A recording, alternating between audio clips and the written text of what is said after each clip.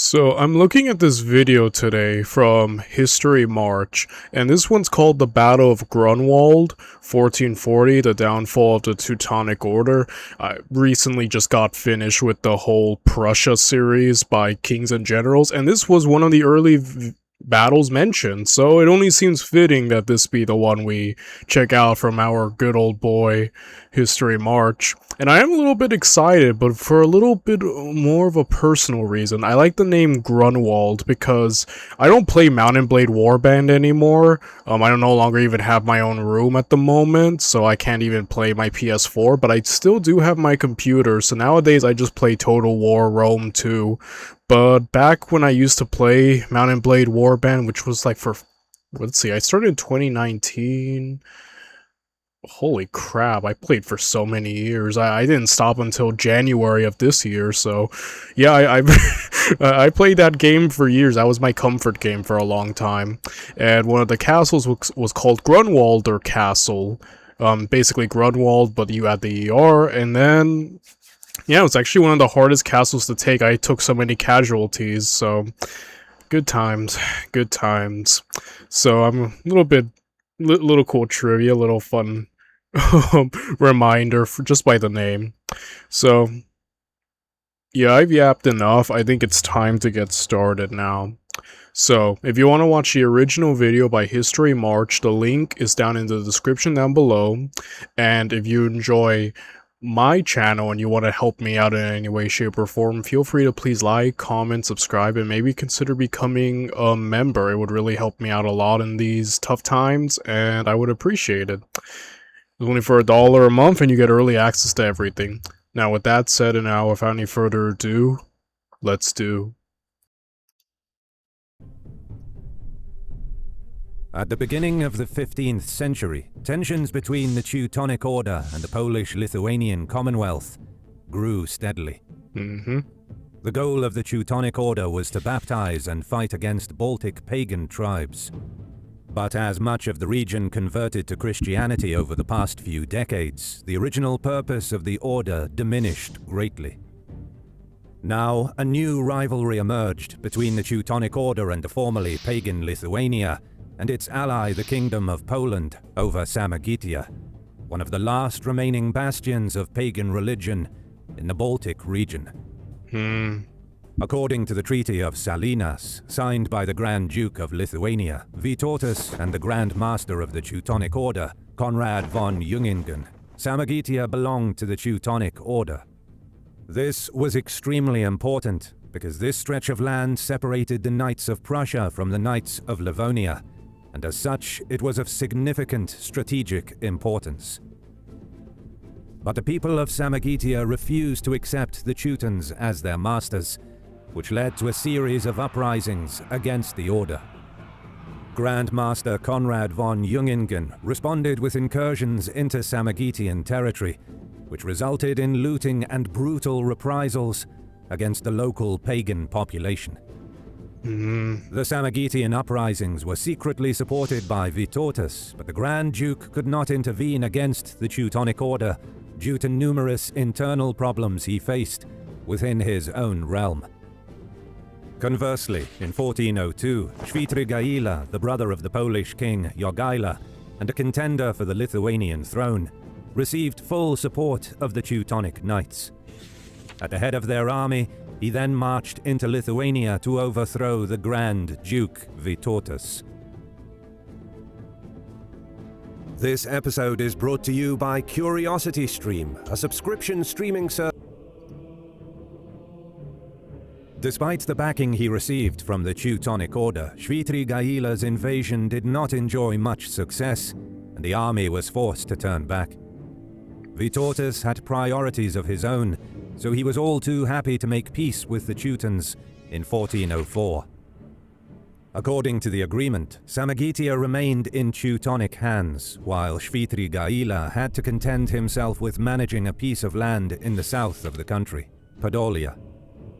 With this peace, it was also agreed that King Jagiełło of Poland, also known as Władysław II Jagiełło, would buy the Dobrzyń land from the Teutons, and with that, the rulers could turn to their pressing concerns.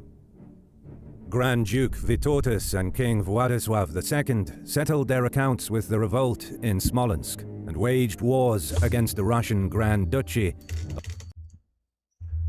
Oh, okay.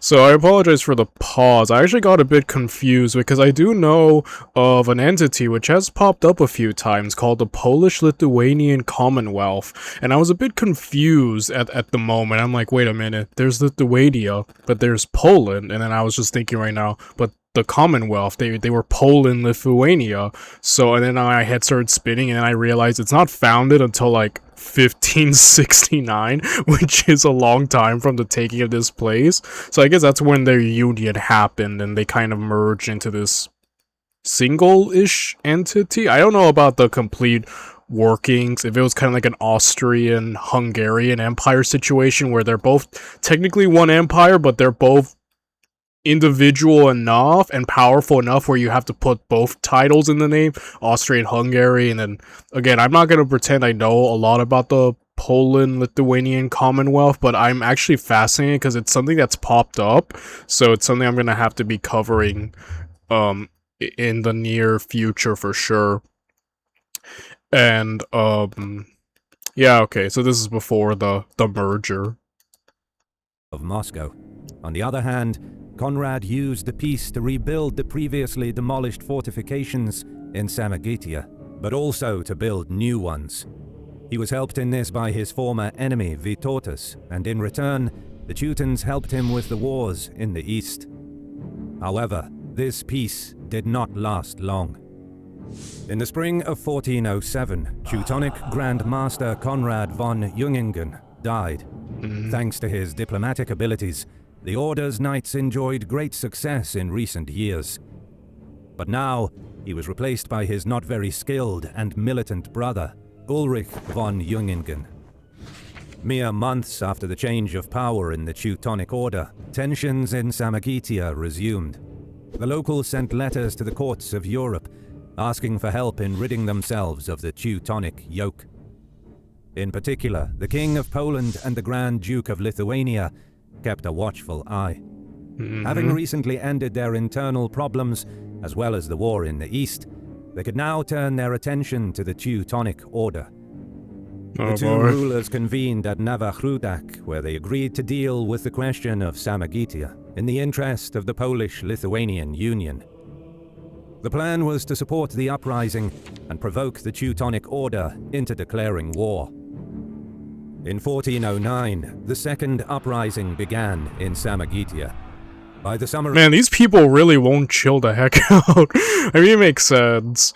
I don't remember. Like I said, it's been a few weeks since I did the Rise of Prussia series, and there are a lot of facts from that, like, 6-hour video I may have forgotten, but I don't remember Kings and Generals mentioning this many uprisings from this little spot being such a big cause of issue. He probably did, I maybe just forgot, but man. And again, the pretext, right, of, hey, we already kind of saw with what Lithuania was doing, like, kind of on the low-key funding them, you know, kind of giving support, and obviously he is a monarch, and monarchs do care about expanding their territory, and so this is a perfect opportunity. Hey, look, these people are willing, I'm funding them. Great pretext for a war. Like, yeah, the Teutonic Order, I do know that they get their butts kicked, so this is, and also it's right there in the title, the downfall of the Teutonic Order in this battle. So, yeah, this is very foreboding, and just all the pieces are coming together for this grand fall. Of the same year, the Teutons had intercepted numerous ships sent by Władysław II that carried aid to the insurgents. For the Grand Master Ulrich, this meant only one thing. On August the 6th, 1409, Ulrich declared war on Poland and Lithuania. Oh boy. A swift campaign into the Greater Poland threatened a large number of castles. Weakly garrisoned, the Poles were forced to go on the defensive. Villages were raided and burned, and the Teutons managed to capture the castles of Bobrovniki and Bydgoszcz, while many others were plundered and burned. Okay, so he's like, okay, he probably sees the writing on the wall, and it's like, okay, if someone's gonna strike, I'm gonna be first. Which honestly is a pretty good. If I had to strike, I would want to go first too.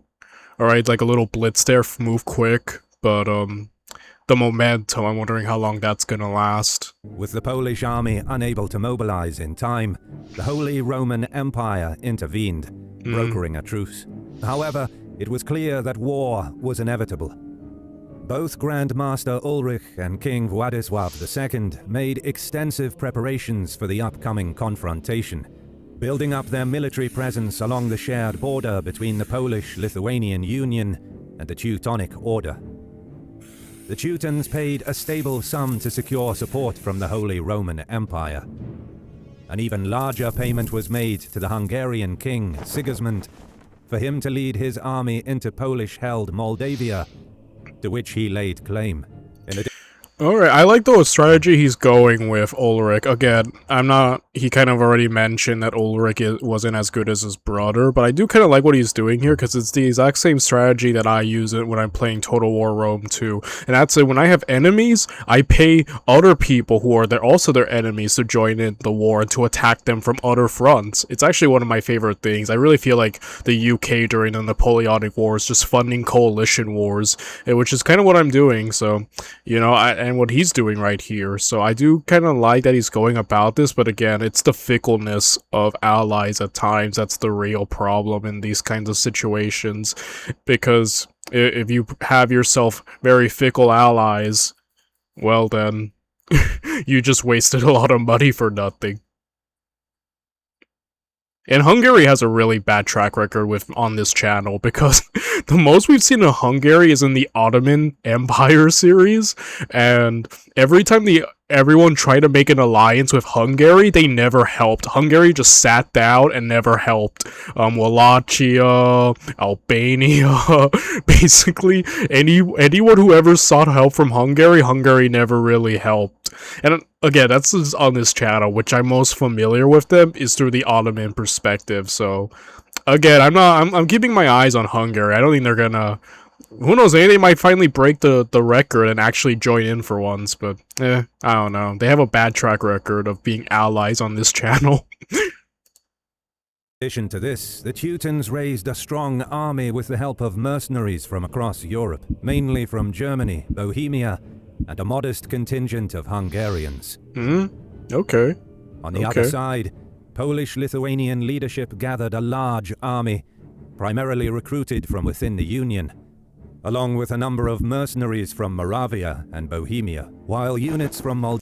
Again, like I said, I'm not familiar with the whole Polish-Lithuanian history. Apparently, the official foundation of the Commonwealth is in the 1500s, but it is kind of cool to see that they're still kind of in league with each other, and then I can kind of see why it would naturally lead to like kind of that merger, because yeah, they're kind of scheming here. They're like bros, you know.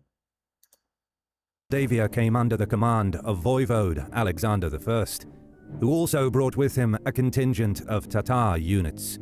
The good, Alexander the Good. Realizing the Polish... Yeah, he was just good, not great, but good's good. And then we have a combination of the great and the good teaming up. Oh man, that's... Lithuanian forces were too numerous.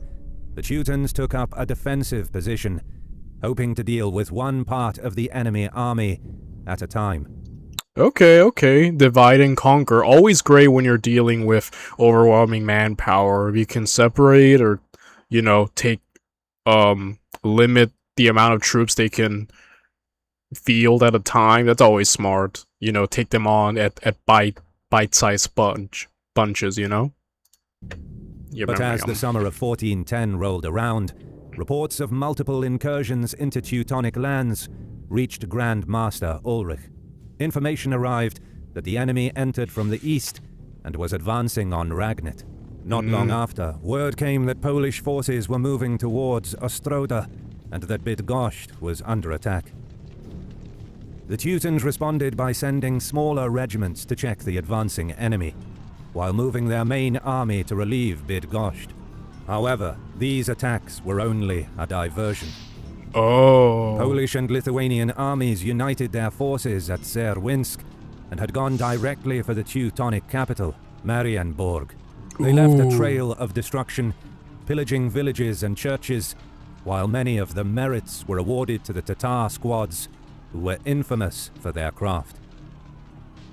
This ruined Grand Master Ulrich's plan to first beat the Lithuanian army, and then turn to deal with the Polish host. Yeah, you got outplayed there, Ulrich. Oh, smart. These guys are scheming. They're like scheming bros here. And that smart move, like, Ulrich could no longer concentrate what he wanted to do and got distracted by these diversions. Man, Ulrich, nah. They took the initiative from you, bro. Once he learned that the enemy had invaded Prussia, he left a portion of his army in the west and quickly activated his forces in the east so that he could stop the Polish-Lithuanian host at Kornik. But Władysław... Okay. So Ulrich's scrambling. He really wants to stop them before they move any deeper. But oh boy. Yeah, he's fumbling right now. You can sense... I'm almost sensing the urgency. Like, oh, he's scrambling. As the kids say, to try to get some of the initiative back and to halt the advance. But I don't know, bro. This duo, you got the Great here. Yeah, let's see if he lives up to the title. Like I said, I always like it when someone called the Great shows up, because I'm like wondering, do they live up to the title? I mean, there are people who are great. Frederick, Alexander, Catherine, they all live up to the title. And then you have people like Hanno II, who are called great, even though I'm like perplexed as to why. You feel me? So I don't know. Sometimes I'm like, you know, some people do live up to that name, and then other people I feel like don't.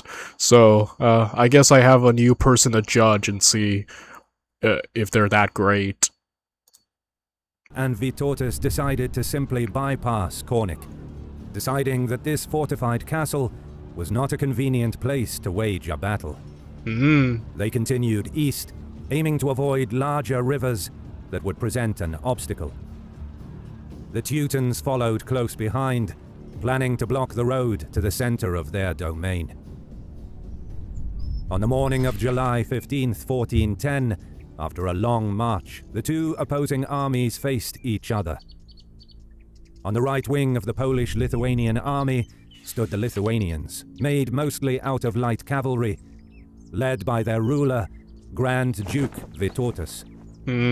With them were probably Moldavian contingents, as well as the Tatars, under the command of Jalal al-Din, the contender for the throne of the Golden Horde. Oh, wow. Positioned in the center were mainly Czech mercenary units, while it is assumed that Czech leaders Jan Sokol and Jan Žižka remained in the company of King Władysław II, who was immediately behind the center with his personal guard. Stationed on the left wing... Yeah, I'm recognizing a lot of these names. Holy crap. Yeah, no wonder the Teutonic Order does not do well. Oh my gosh, look at this roster here that Poland, Lithuania has. Oh boy. I mean, I don't know how the specifics of the fight, if it's close or not, but man, so far, I'm kind of more impressed by... Well, let's see what the Teutonic Order has. Were Polish units, consisting mostly of heavy cavalry. Polish-Lithuanian forces were divided into 3 lines, forming wedge-shaped formations. Across the field, Ulrich placed his elite units on the left wing against the Lithuanians, among whom there were crusaders from different European countries, also known as the Guest Crusaders. Oh, wow. Behind the heavy cavalry were cannons, archers, and infantry. Somewhat weaker units were placed on the right wing, backed by infantry, with the Teutonic camp further behind. There are contradicting sources on the size of the two armies, but it is certain that the Polish-Lithuanian host had superior numbers. Yeah, that makes sense. I would assume they would be able to amass more together, right? Since Ulrich positioned his army before the Polish and Lithuanians, he had an opportunity to perform a strong attack on the yet unorganized enemy army. However, he was fearful of falling into a trap in the expansive wooded terrain in front of him. With neither side attacking, the battle turned into a waiting game. The troops stared each other down from a safe distance, standing in the hot summer sun. Oh, man. Then, the Teutonic cannons sounded off, peppering the front of the Polish lines. But the bombardment abruptly stopped with the onset of rain. Although not too efficient, the artillery fire was enough to provoke an attack by the Lithuanian light cavalry on the Teutonic Order's left wing. Grand Duke Vytautas led the charge. In luring the enemy, Ulrich got what he wanted. A rain of arrows was unleashed onto the incoming cavalry. However, the Lithuanians did not take long to reach the enemy lines. In a valley surrounded by forest, a bloody battle ensued against the elite units of the Teutonic Order. The initial strike disrupted Ulrich's battle order as the first phase of the battle swung in favor of the Polish-Lithuanian Union. Yeah, this part, they're kind of getting pushed back, and you're kind of seeing them slowly shift a completely different direction. And again, these are the elites, these are the Crusaders, and, you know, if they fall, that's it. Granted, they're also facing, you know, the grade, but, I feel like this wing definitely is Ulrich's, as you mentioned, strongest, so if this gets screwed over or falls apart, then just everything is done for, right? The second line of Lithuanian cavalry moved up to help their comrades, but the Teutons also brought in reinforcements. The fierce battle raged, and gradually the Teutonic Knights regained the initiative, prompting the Lithuanian leadership to bring in the third line. Oh, dang. This entire line is completely committed now. I mean... Okay. That's very telling, though, I think, of the prowess of the knights that... and the Crusaders, right? That they needed to... The Lithuanians had to commit all these groups to basically all three of their lines to the battle. That's pretty telling of how fierce the battle's actually waging at the moment. Meanwhile, the Allied left wing, mostly made up of Polish heavy cavalry, charged against the enemy center and right wing. You know, this is the wing that's kind of frightening me. I mean, I do expect a lot because of the right and him expressively telling us that those are the elites, but I am worried about this wing because they're not as strong as he mentions. And again, like HistoryMarche and Kings and Generals in them, they don't waste their words, I find. When they mention stuff like this, like, oh yeah, this side was weaker, this side wasn't as strong, I take note because that's usually a big indicator of how things are gonna go. Granted, I'm coming into this battle already knowing the outcome and everything, but you do understand what I mean, right?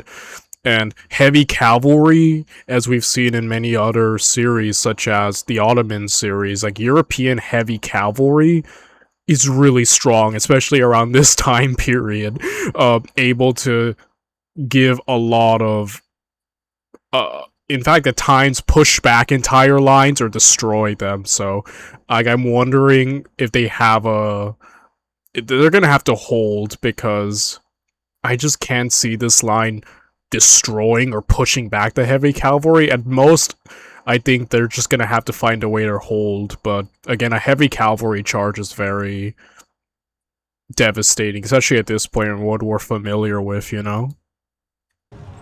As the bloody melee continued for hours, it became clear that the Lithuanian light cavalry stood no chance against the disciplined Teutonic troops.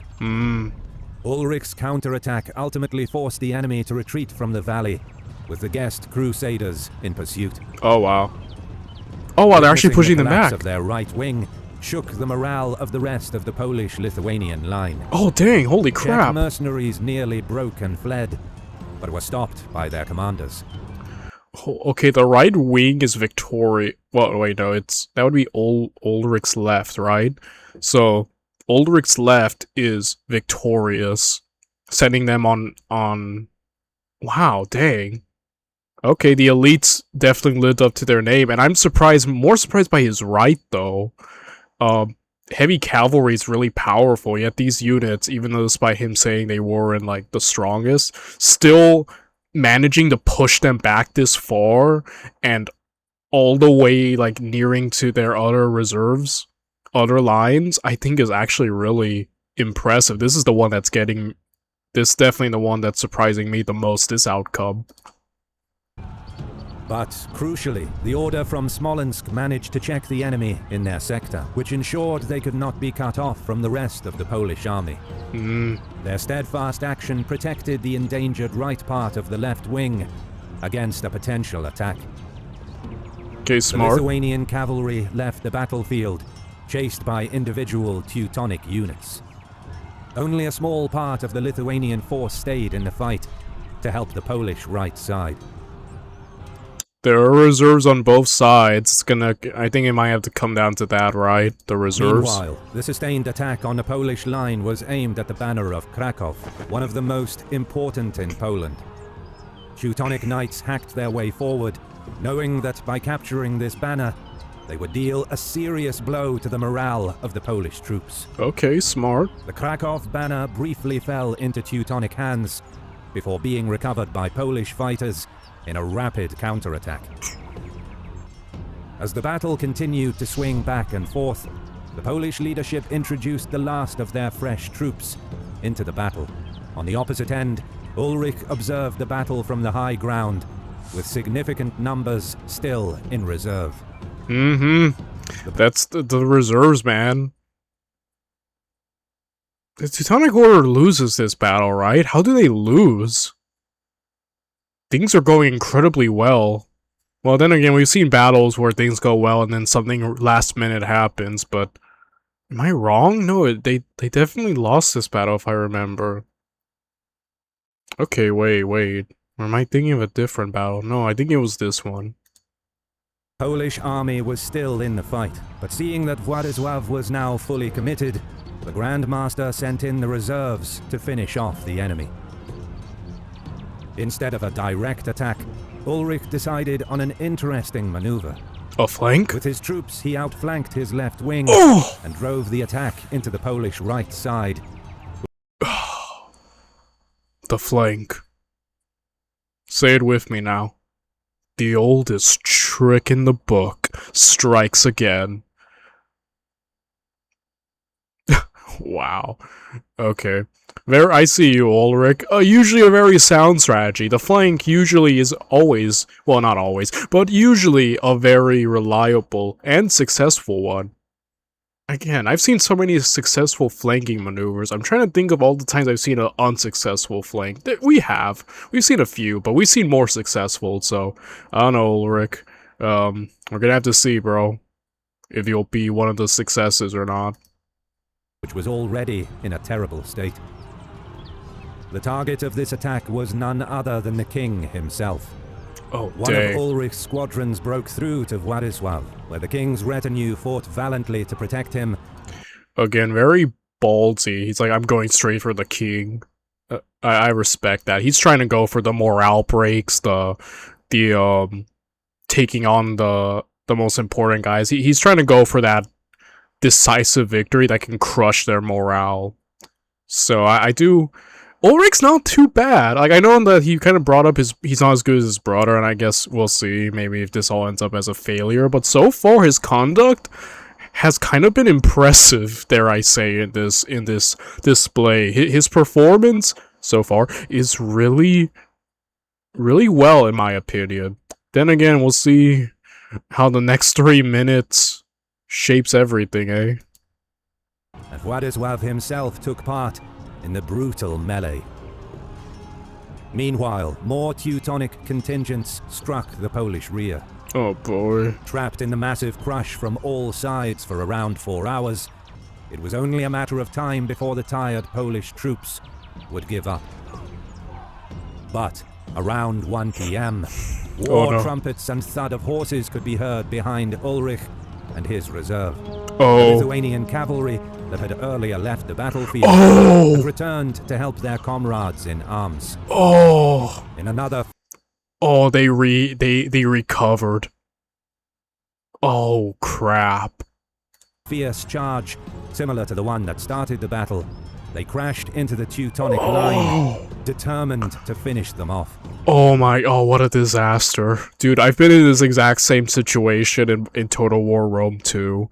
Like, there are times where I have, like, a lot... My most used common battle tactic is just a straight line of phalanxes.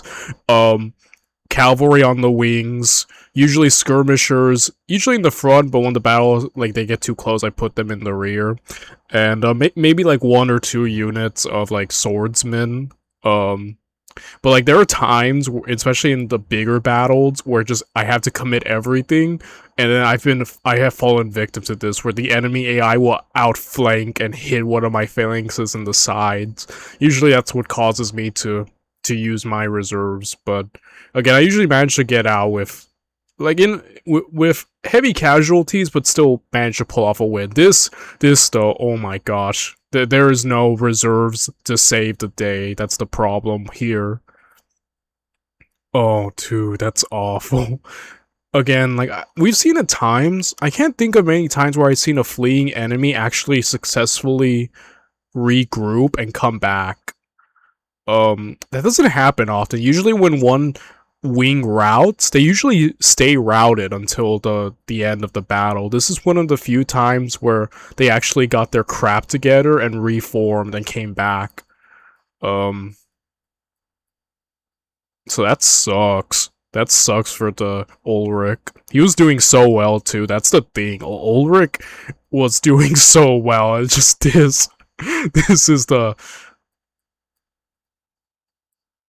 I'm wondering if he hadn't gone for that flanking maneuver, if he could have checked this advance. But then again, Vladislav also is here at the reserve, so he could have performed the flanking maneuver. So, I don't know. Yeah, I guess. That sucks.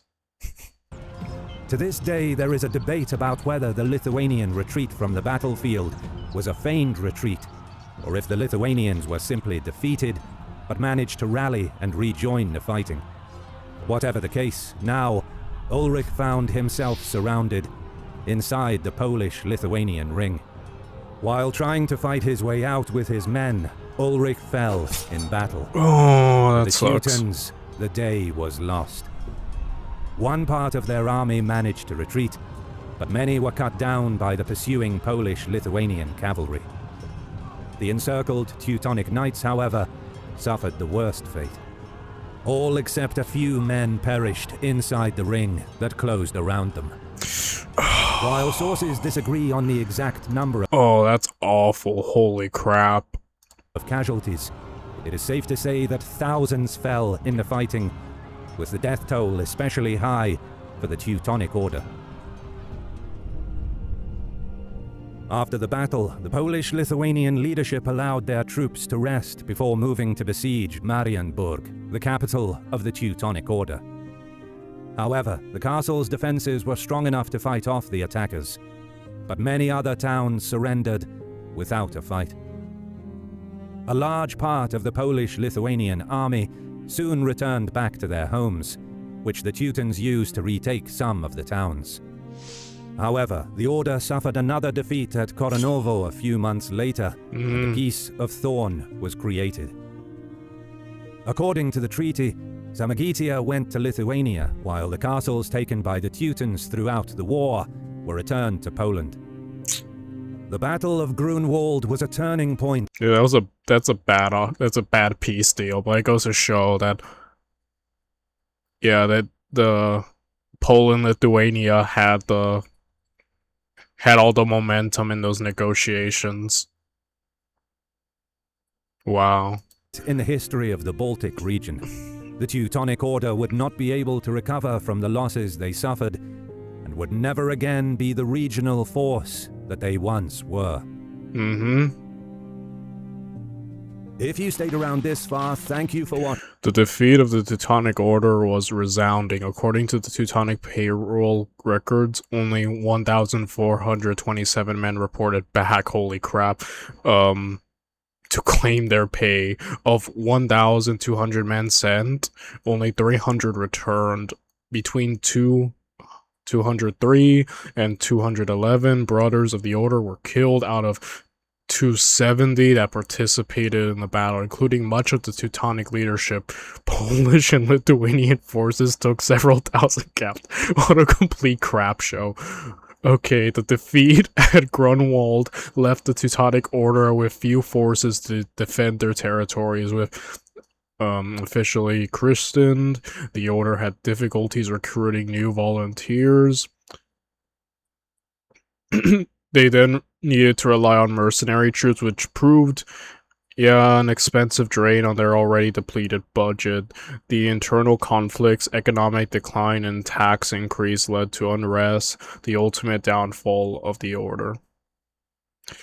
Wow, I feel bad for Ulrich. I think his conduct was really great. It's just that last minute rally was what killed him.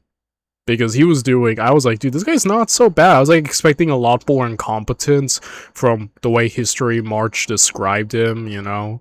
But like, he wasn't bad. He just unfortunately fell victim to that. So I don't know, I feel bad for the guy. But, oh well. Overall, another fantastic video. I really enjoyed that.